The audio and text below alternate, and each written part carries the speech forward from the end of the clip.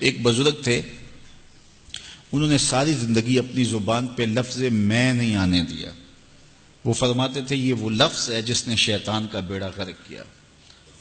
تو وہ اس مفہوم کو ادا بھی کرنا چاہتے تو بألفاظ دیگر کرتے۔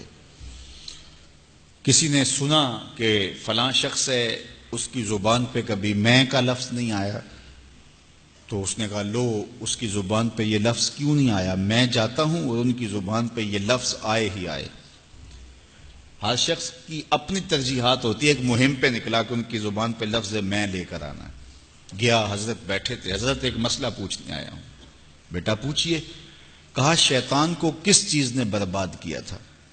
حضرت اب تو بولیں گے نا کہ میں نے اس کا بیڑا غرق کیا تھا، کہوں گا جیسے بھی زبان پہ لفظ تو آ گیا، اور شیخ بھی بڑے سمجھدار تھے، سمجھ گئے اس کی نیت کے کھوٹ کو کہ یہ کیوں آیا ہے اور یہ مسئلہ کیوں پوچھ رہا ہے۔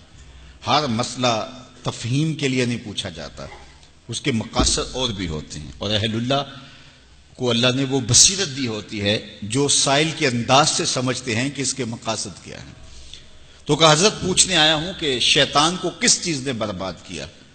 حضرت فرمانے لگے نماز کا ٹائم ہو گیا، ابھی جماعت کھڑی ہونے والی ہے، نماز کے بعد اس پہ بات کرتے ہیں۔ خیر نماز ہوئی، سلام پھرا تو حضرت خود فرمانے لگے کسی نے پوچھا تھا کہ شیطان کو کس چیز نے برباد کیا، جواب دینا چاہ رہا ہوں کس نے پوچھا تھا؟ جھٹ کھڑا ہو گیا میں نے۔ کہا بس اسی نے اس کا بیڑا غرق کر دیا۔ تو انانیت میں جو ہے یہ شیطان کو شیطان بنانے والی، نفس جس نے اندر سے سر اٹھایا اور کہا انا خیر منہ، میں بہتر ہوں، تو یہ شیطان کو شیطان بنانے والا نفس ہے۔ تو نفس شیطان سے بھی بڑا دشمن ہے۔